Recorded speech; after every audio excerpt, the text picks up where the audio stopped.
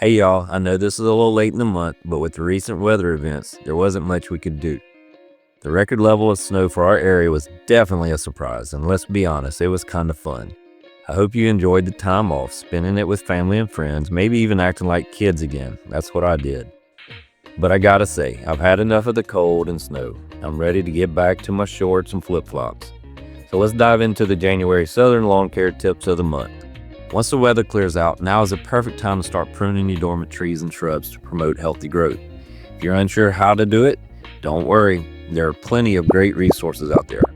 One of my favorites is the Mississippi State University Extension Service website. I'll drop the link in the description below. You can go check it out.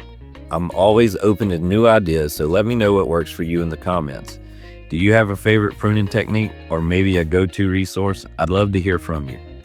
And remember, keep your trees and shrubs well maintained. Not only improves your curb appeal, but also adds value to your home when it's time to sell. A well manicured yard can make all the difference. Next up, let's talk lawn equipment maintenance. I always change the oil filter and the air filter every year before the season kicks off. It's also a great time to check your blades and belts. Your owner's manual will have a maintenance schedule, and I highly recommend sticking to it. It will help you keep your equipment running smoothly and lasting a long time. If you're not comfortable doing it yourself, there are plenty of great service centers around. It's a good idea to schedule your maintenance now, so you're not scrambling when spring rolls around. What do you do to keep your lawn equipment in top shape? Drop your tips in the comments below. Taking care of your lawn equipment is a great investment because it ensures your yard is always looking its best, which helps increase your home's appeal to potential buyers. Finally, let's talk about preparing your soil. Now's the time to start adding organic matter to your flower beds. And here in the South, you can hardly ever have enough lime in the soil for your lawn.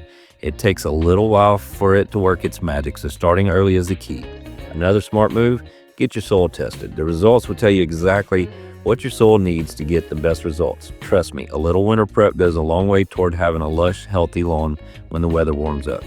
A well-prepped lawn not only looks beautiful, but also boosts your property's value. Potential buyers love to see a well-maintained yard, and it can set your home apart from others on the market. Have you tested your soil before? Let me know your experience in the comments. Before we wrap it up, I have one more thing to ask. If you or anyone you know is thinking of buying or selling real estate, send them my way. I really appreciate it, and I'm always happy to help.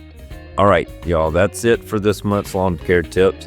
Don't forget to like, comment, and subscribe for more tips and updates. See y'all next time. Stay warm, stay safe, and get ready for the spring. Take care, y'all.